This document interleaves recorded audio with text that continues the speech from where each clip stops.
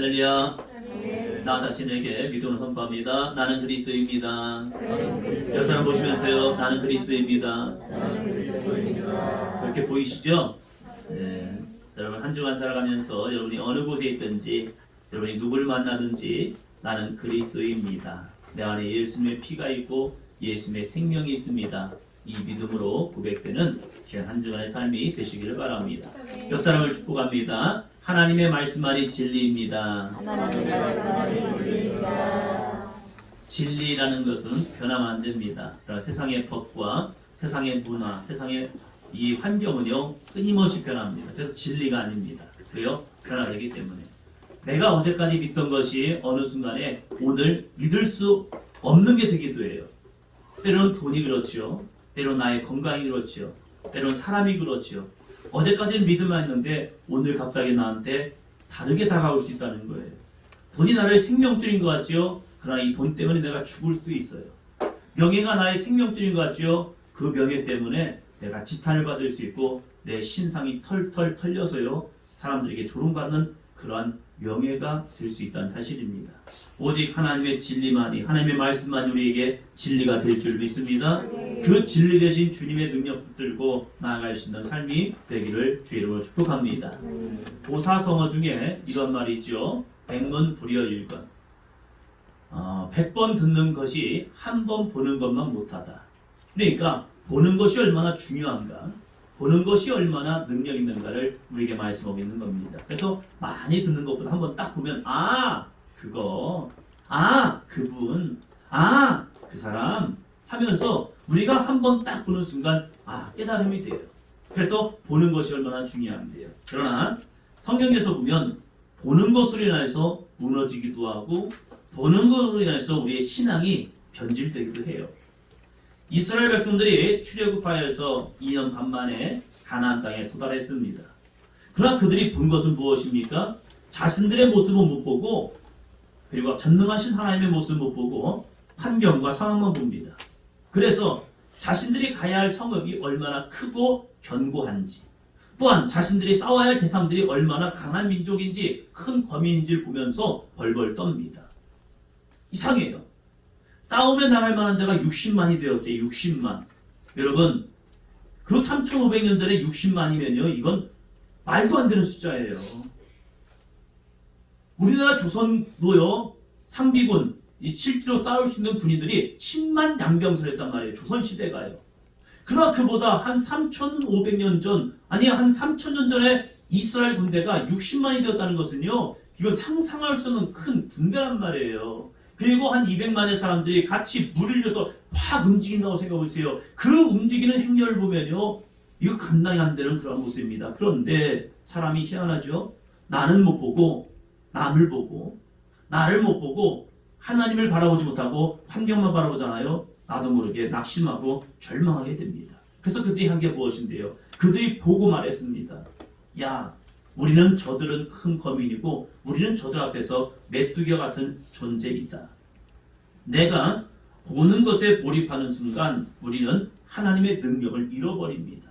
그래서 우리는 뭘 해야 합니까? 하면 하나님의 말씀을 보고 읽고 듣고 선포하며, 할렐루야. 이 네 개의 반응이 필요해요. 보고 읽고 듣고 선포하는 거예요. 그럴 때 내 안에서 하나님의 능력이 나타납니다. 할렐루야. 옆 사람을 축복합니다. 보고 듣고 그 다음 뭐죠? 읽고 마지막은요? 선포하는 거예요. 내가 내 입술로 하나님의 말씀을 선포할 때 그 선포하는 말씀이 능력이 되고 있다는 거예요. 여러분 걱정하지 마시고 염려하지 마시고 2022년 두려워하지 마시고 하나님의 말씀을 믿음으로 선포하는 저와 여러분이 되시기를 주의 이름으로 축원합니다.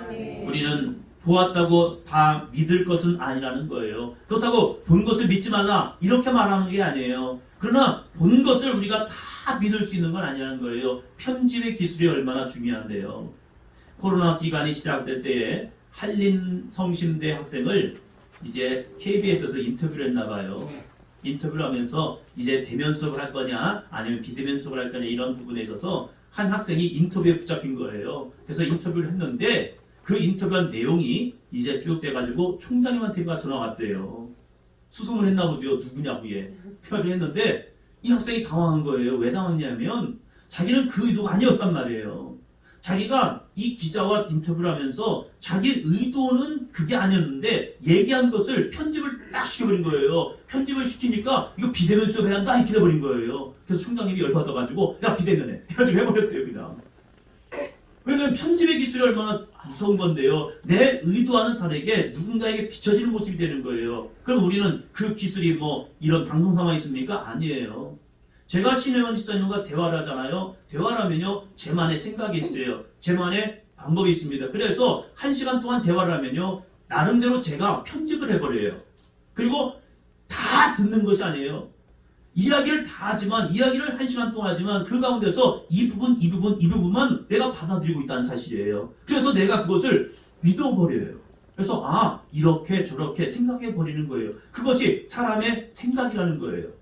보고 들었지만 내가 어떻게 생각으로 반응하냐 받아들이냐에 있어서 내가 다르게 생각할 수도 있고 다르게 반응할 수도 있다는 거예요. 그래서 우리가 보고 듣는 것을 조심해야 할 이유가 뭐냐면 그것이 전부가 아닐 수 있다는 거예요. 그래서 우리는 뭘 해야 합니까? 한번 갑니다. 하나님의 말씀을 믿고 따라가는 삶. 하나님의 말씀을 믿고 따라가는 삶. 그래서 하나님의 말씀의 진리 안에 설 때에 우리는 거룩한 승자가 될 줄로 믿습니다. 그래서 오늘 말씀을 이렇게 정해봤습니다. 오늘 말씀 같이 선포합니다. 눈에 보였다고 해서 우리가 눈에 보였다고 해서 그걸 다 믿을 거냐? 성경은 우리에게 이렇게 말해요. 잠언 3장 5절 말씀 같이 합니다. 너는 마음을 다하여 여호와를 신뢰하고 내 명철을 의지하지 말라. 마음을 다하라는 거예요. 어디에 마음을 다해요? 여호와를 신뢰하는 것. 하나님을 신뢰하는 것에 마음을 다해라. 왜요? 우리는 내 명철, 내 생각, 내가 지금까지 배운 지식으로 인해서 내 마음이 흔들릴 때가 있다는 거예요. 그러나 그 지식이 나를 살렸냐 이거예요. 그 지식이 나를 구원하냐 이거예요. 그 지식이 나의 죄를 없애느냐? 아니라는 거예요. 그래서 내 마음을 다하여 내 마음이 빼앗기지 않도록 내 마음이 흔들리지 않도록 내 마음을 다하여서 여호와를 신뢰하라. 여호와를 신뢰할 때 그분만이 내 안에 능력과 구원의 역사가 이루는 통로가 되고 있다는 사실입니다. 할렐루야. 그래서 우리가 눈에 보였다고 해서 그걸 전부 다 받아낼 것이냐? 그걸 다 받아들일 것이냐? 아니라는 거예요. 여호수아와 이스라엘 백성들은 분명히 보았습니다. 뭘 보았느냐? 기브온 족속을 본 거예요. 이 기브온 족속이 속여서 자기들이 왔을 때 그것을 보고 그들이 하는 말을 들었습니다. 그것에 속아버렸다는 거예요. 우리의 삶의 현실에도 마찬가지예요. 우리가 보고 들은 것에 얼마나 속고 사는 인생이 많은데요. 그걸 믿었어요. 나는 분명히 보았고 들었기 때문에 나는 이걸 믿었습니다 라고 말하지만 어느 순간에 자신이 속았던 사실이에요. 오늘 말씀을 통하여서 우리는 알아야 합니다. 보는 것이 전부가 아니라는 것이죠. 보는 것이 우리를 속이고 하나님의 말씀에 불순종하게 할 때가 있다는 거예요.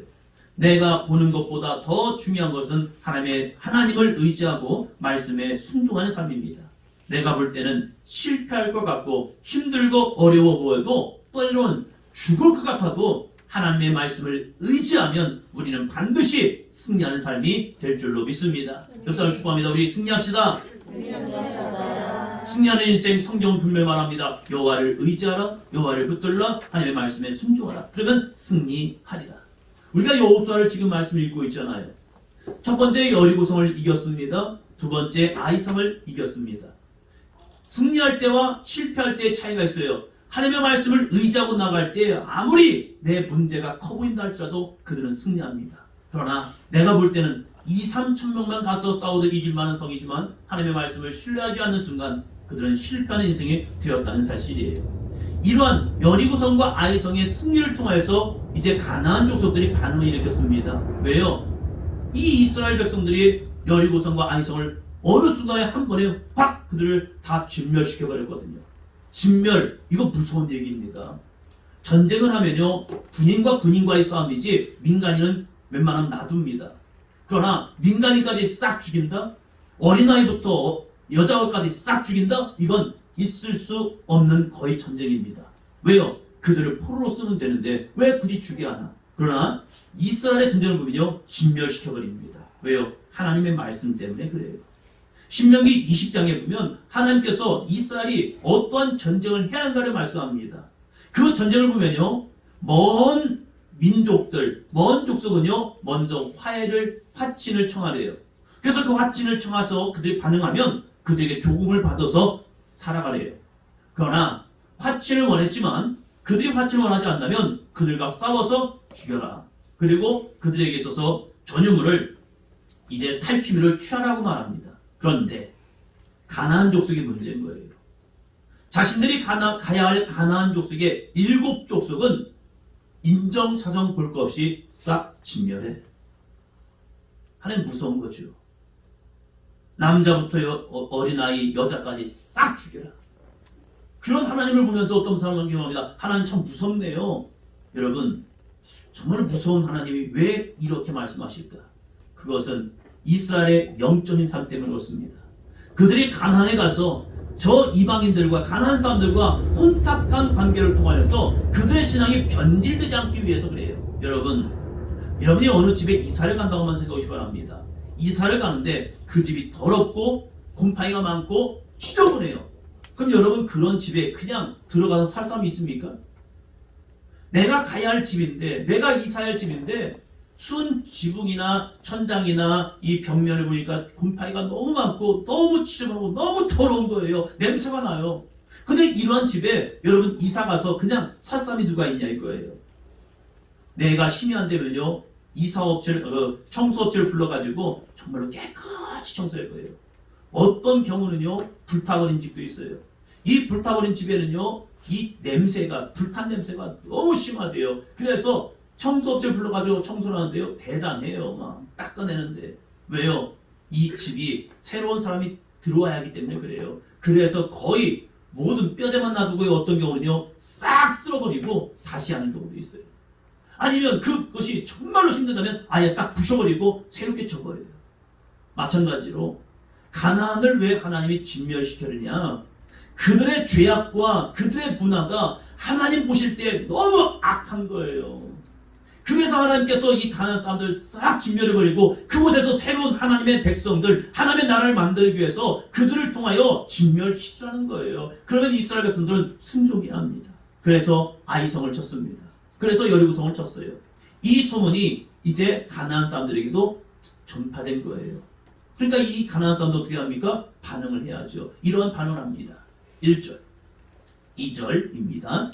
이 일 후에 요단 서쪽 산지와 평지와 레바논 앞 대연안에 있는 헷 족속과 헷 사람과 아모리 사람과 가나안 사람과 브리스 사람과 히위 사람과 여붓 사람의 모든 왕들이 이 일을 듣고 모여서 일심으로 여호수아와 이스라엘에 맞서서 싸우려 하더라.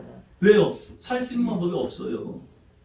이제 가나안 족속들은 여호수아와 이스라엘 백성 들어감을 통하여 그들은 하나둘씩 점령되어져 가는 거예요. 그러니까 그들이 살기 위해서 취한 행동이 무엇입니까? 서로 모였어요. 야야, 모여봐라. 가나안 족속이 같은 족속이 아니에요. 헷 족속, 아모리 족속, 가나안 사람, 브리스 사람, 히위 사람들, 여부스 사람들, 이 공동체라는 거예요. 연합체예요. 그래서 각자마다 기질과 성향이 있어서 가나안에서 서로 다투고 싸우고 앙동했단 말이에요. 그런데 공동의 적이 나타나는 겁니다. 이 가나안을 완전히 섬멸시키고 진멸시킬 여호수아와 이스라엘 백성이 나타나는 거예요. 그러니까 공동의 적을 만나는 순간 민족이 하나가 됩니다. 그래서 야, 우리 같이 뭉쳐 싸우자. 왜요? 공동의 적이 나타났으니까. 그래서 힘써 맞서 싸우려고 그들이 마음을 합해버렸습니다. 그런데 이러한 모임 속에서 다른 반응을 보인 족속이 있어요. 그게 누구냐? 바로 3절입니다. 같이 봅니다. 기브온 주민들이 여호수아가 여리고와 아이의 행한 일을 듣고, 기브온 족속이 들었습니다. 무엇이요? 여리고와 아이의 행한 일이요. 그럼 이들도 가나안 연합체에 붙어서 같이 싸움을 준비하는데 이들은 뭘 했냐? 꾀를 냈습니다. 4절이요. 꾀를 내어 사신의 모양을 꾸미되 헤어진 전대와 헤어지고 찢어져서 기운 가죽 포도주 2대를 나귀에 싣고 그 발에는 낡아서 기운 신을 신고 낡은 옷을 입고 다 마르고 곰팡이가 난 떡을 준비하고 6절이요. 그들이 길갈 진영으로 가서 여호수아에게 이르러 그와 이스라엘 사람에게 이르되 우리는 먼 나라에서 왔나이다. 이제 우리와 죄악을 맺읍시다 하니. 사람이 긴 여행을 하면 옷이 헤어지고 그리고 준비했던 식량들이 곰팡이나기도 하고, 그리고 이스라엘 문화 속에, 이 중동의 문화에는요 가죽 부대에다가 포도주를 넣습니다. 그러니까 그릇이 마땅치 않으니까 이 염소와 양을 잡으면 껍데기를 싹 비껴가지고 위아래를 묶어가지고 그 팔다리를 이렇게 묶으면 하나의 푸대가 됩니다. 부대가 돼요. 거기다가 이제 물을 담기도 하고 우유를 담기도 하고 포도주를 담는고서 먼 여행을 갑니다. 근데 이것을 낡은 가죽 부대를 가지고 가라는 거예요. 옷도 허름한 것 입고 가고요. 신발도 낡아 빠진 것 입고 가고. 그러면서 한다는 말이 뭐냐면 우리가 먼 나라에서 왔습니다. 그러면 기브온 족속에 살던 기브온 지역과 길갈이라는 이제 이스라엘 진영이 치고 있는 길갈의 거리를 보니까 한 40km랍니다. 40km. 며칠이면 갈 수 있을까요? 남자들은 군대를 가면 이제 밤에 저녁을 먹고 새벽을 지나서 한밤을 지나서 아침에 도착을 합니다. 그것이 야간 행군입니다. 훈련소에 가면 야간 훈련하고요. 그리고 이제 훈련 때마다 이 행군을 합니다. 행군이 몇 킬로냐? 40km 행군입니다. 40km 완전 분장을 하고 이제 밤새도 가는 거예요. 가다가 쉬고 그때 야식도 먹고 또 열심히 또 걷는 거예요. 이것이 그냥 훈련입니다. 훈련 중에 마지막 훈련. 40km 행군을 저녁 먹고 아침 동이 틀 때까지 쭉 가서 40km 행군을 해요. 열심히 걸어가지고. 이게 40km라는 거예요. 그러면 이 길갈과 기브온의 지역이 40km 떨어졌으면 군사들이 마음 먹고 달려가면 하루는 가요. 쉬엄쉬엄 간다 해도 이틀이면 갈 수 있는 거리예요. 그런데 이 기브온에 있는 사람들이 꾀를 내어서 이스라엘 백성과 전쟁이 아니라 화친을 원합니다. 그런데 그는 신명기 20장 말씀처럼 화친할 수 있는 관계가 아니에요. 왜요? 진멸 대상자이기 때문에. 그래서 꾀를 낸 겁니다. 어떤 꾀를요? 허름한 모습, 떨어진 신발, 그리고 가죽, 낡아버린 가죽 부대, 그리고 이제는 곰팡이 난 떡을 가지고 가서 우리가 이렇게 먼 나라에서 사신 왔으니까 우리 죄악을 맺읍시다. 그런데 이게 이상하잖아요. 난데없이 한 족속이 와서 자기들과 죄악을 맺재요. 자기들은 먼 나라에서 왔기 때문에 죄악을 맺재요. 아니 먼 나라가 굳이 왜 지금 이 상황에 와서 죄악을 맺냐 이거예요. 그러니까 이스라엘 백성과 여호수아가 이런 반응을 일으킵니다. 7절이요. 이스라엘 사람들이 휘 사람에게 이르되 너희가 우리 가운데 거주하는 듯하니 우리가 어떻게 너희와 죄악을 맺을 수 있으랴 하나. 이런 갑자기 주어진 환경, 갑자기 좋아진 모습들이면 좀 두렵지 않습니까? 이스라엘 백성들에게 화친 죄악이 갑자기 이루어졌습니다. 이루어져 합니다. 그럴 때 의심할 수밖에 없는 거죠. 그래서 그들이 한 의심이 무엇입니까? 너희가 우리 가운데 거주하는 듯한데 너희 이거 거짓말 아니야? 너희 우리 가나안 땅에 거한 사람 아니야? 우리가 진멸할 사람들 아니야? 그래서 먼저 의심을 해본 거죠. 그 의심을 했더니 기브온 사신단의 대답입니다. 8절이요. 그들이 여호수아에게 이르되 우리는 당신의 종들이니이다. 우리는 당신의 뭐예요? 종들이니이다. 종이라는 거예요. 여러분 생각해 보시기 바랍니다. 이스라엘 백성들은 430년 전에 이 가나안을 떠나서 애굽의 고센 땅에 정착을 시작했습니다. 처음부터 그들은 종이 아니었습니다. 그러나 왕조가 바뀌면서 어느 순간에 이 히브리인들이 위협의 대상이 되어버린 거예요. 그래서 어느 왕 때부터인지 그들은 종살이하기 시작했습니다. 그 기간이 길었습니다. 종살이에 살면 처참했습니다. 무지막지한 이 국고성을 짓고 비동을 짓는데 그들은 쓰임받아서요 무지막지한 노동을 했습니다. 큰 문명을 만든 나라들 보면요 거기에는 그만한 희생과 죽음이 따랐던 환경이었다는 사실입니다. 이집트의 피라밋이 세워지기 위해서 그 수많은 노동력들이 사출돼가지고요 그들은 살기 위해서 수많은 노동을 감당할 수밖에 없었습니다. 그러한 종살이 살았고 또한 그들에게 가장 치명타적인 종살이가 뭔데요? 자신들의 아들, 그 아들이 태어나면 나일강에다가 던져서 죽일 수밖에 없는 그 환경, 그러한 종살이에 대한 아픔과 상처가 있어요. 그런데 기브온 족속들이 자기를 찾아서 한다는 말이 우리는 당신들의 종들입니다. 상황이 역전돼 버린 겁니다. 히브리인들 당신들이 우리의 주인이 되고 우린 당신들의 종일 겁니다. 우린 당신들의 종이 되길 원합니다 하면서 그들을 죽게 세웁니다. 사람이 이때가 문제더라고요. 내 아픔, 상처를 알고요, 그것을 싹 긁어줍니다. 그럴 때 내 마음이 나도 모르게 우쭐거립니다. 못한다고 하는 것이 아니라 당신 할 수 있어, 잘할 수 있어, 이거 할 수 있어, 이거 살 수 있어. 약장수들이 얼마나 우리의 귀를 달콤하게 만드는데요. 그럴 때 나도 모르게 내 마음의 빗장이 열려가지고 이걸 해야 하나? 이걸 말해야 하나? 이렇게 말해요.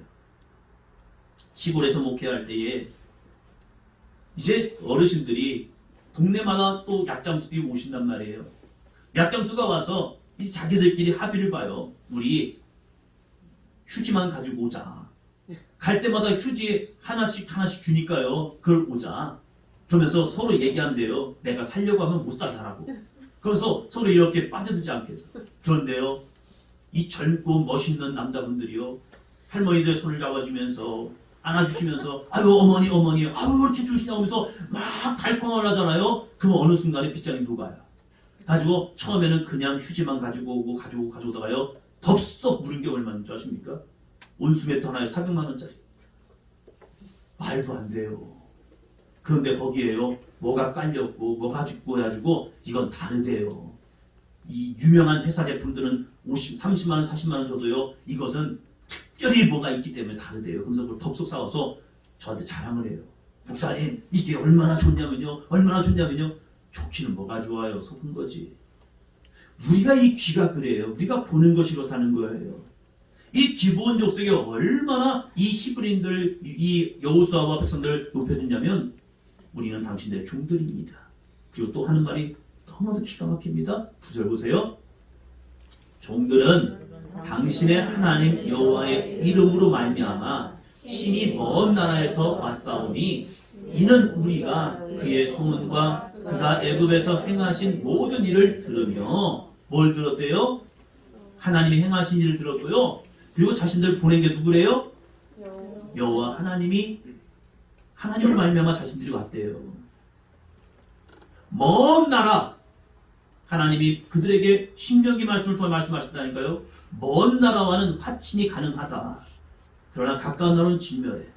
그런데 먼 나라에 있는 이 기브온 사람들을 하나님이 보내셔가지고 화친하라 했다. 그래서 당신들을 섬기라고 했다. 그러니까 이 믿음이 있는 여호수아나 백성의 지도자들이 하나님의 이름까지 들먹거리니까 그들 마음속에 그러게, 야 이거 진짜 하나님 보내신 거 아니야?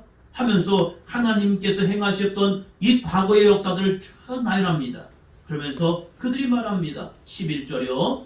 그러므로 우리 장로들과 우리나라의 모든 주민이 우리에게 말하여 이르되 너희는 여행할 양식을 손에 가지고 가서 그들을 만나서 그들에게 이르기를 우리는 당신들의 종들이니 이제 우리와 조약을 맺읍시다 하라 하였나이다. 우리는 당신의 종이 되기를 조약합시다. 우리가 당신들 평생 동안 섬겨드리겠습니다 하면서 막 합니다. 그리고 그들은 분명히 보았습니다. 뭘 보았느냐? 곰팡이 난 떡, 낡은 포도주 부대, 낡은 옷과 신, 그리고 이들의 이야기를 들었습니다. 듣고 보니까 확실해지잖아요.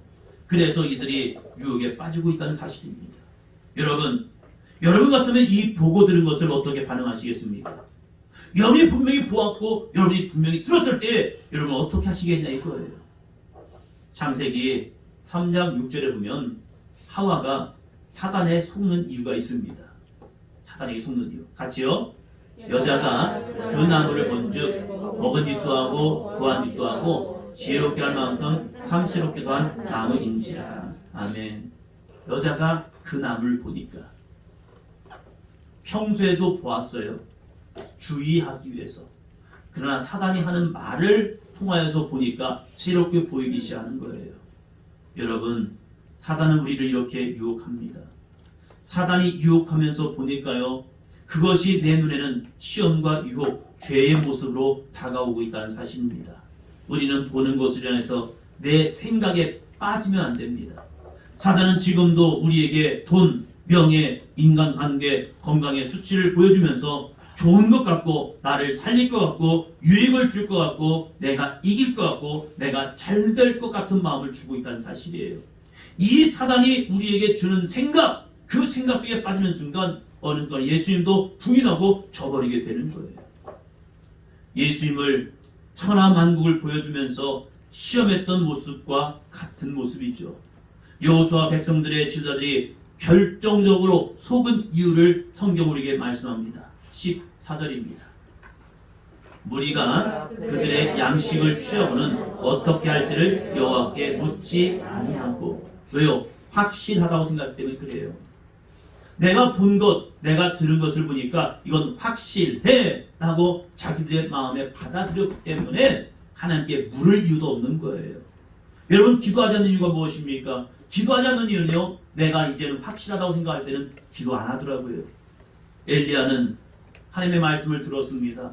그러나 그 말씀이 이루기까지 갈멜산에 올라가 주님 앞에 엎드려 기도하는 겁니다. 뭐가 보일 때까지요? 구름이 보일 때까지.